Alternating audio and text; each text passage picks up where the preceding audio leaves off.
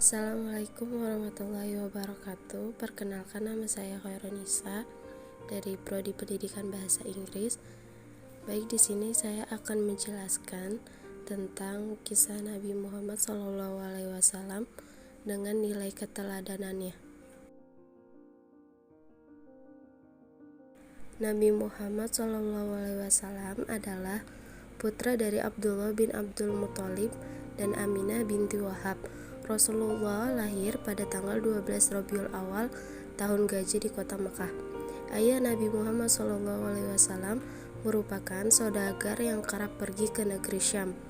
Namun demikian, Nabi Muhammad SAW belum pernah bertemu dengan ayahnya. Ayah Nabi Muhammad SAW, Abdullah, meninggal ketika ibunya Aminah tengah mengandung ketika lahir. Selanjutnya, Nabi Muhammad diserahkan kepada Halimah Sa'diyah supaya disusui. Rasulullah kemudian tinggal dengan ibu susunya selama 4 tahun di dusun Bani Sa'ad. Ketika Nabi Muhammad SAW kecil, berusia 6 tahun, beliau dibawa oleh ibunya pergi ke Madinah untuk bertemu dengan paman-pamannya. Namun ibunya, Aminah, meninggal di saat perjalanan dari Mekah ke Madinah. Lalu Nabi kecil diasuh Ummu Aiman selama 2 tahun di bawah tanggungan dari sang kakek Abdul Muthalib.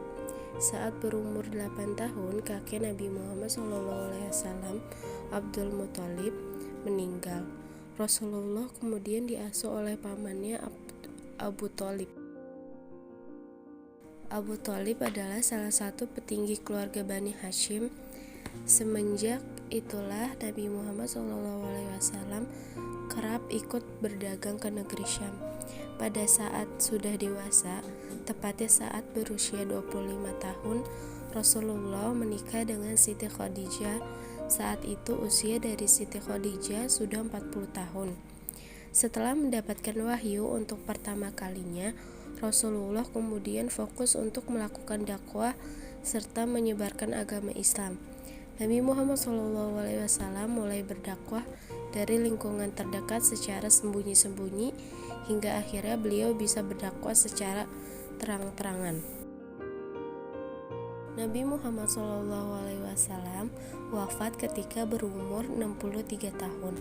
Sebelum beliau wafat, beliau mengalami sakit hingga pada akhirnya hembuskan nafas yang terakhir.